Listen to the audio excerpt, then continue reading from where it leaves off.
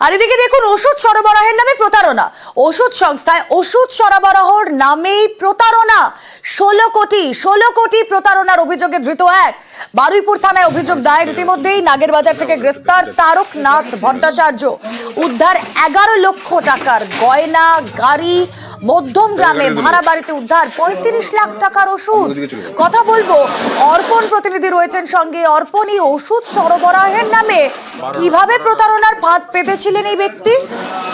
দেখো, 3 বছর ধরে একটি ওষুধ কোম্পানির সঙ্গে তার লেনদেন চলছিল এবং সেখানে যেটা অভিযোগ করা হচ্ছে যে 16 কোটি টাকার ওষুধ তিনি এখান থেকে টাকা নিয়ে কিন্তু সেই ওষুধ সরবরাহ করেননি। এরপরে অভিযোগ দায়ের হয় বারুইপুর থানায় এবং বারুইপুর থানার পুলিশ তদন্তে নেমে প্রথমে তাকে 6 মার্চ তাকে গ্রেফতার করে। তারকনাথ ভট্টাচার্য তাকে নাগেরবাজার থেকে গ্রেফতার করে। তার কাছ থেকে উদ্ধার হয় 11 লক্ষ টাকার সোনা এবং একটি বিলাসবহুল গাড়ি।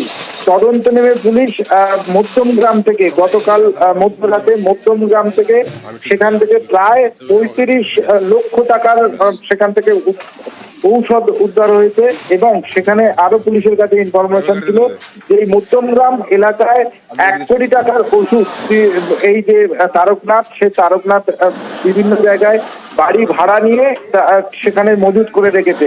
তার মধ্যে 35 লক্ষ টাকার ওষুধ সেখান থেকে উদ্ধার হয়েছে এবং এই তারকনাথের একাধিক জমির হদিশ পেয়েছে পুলিশ।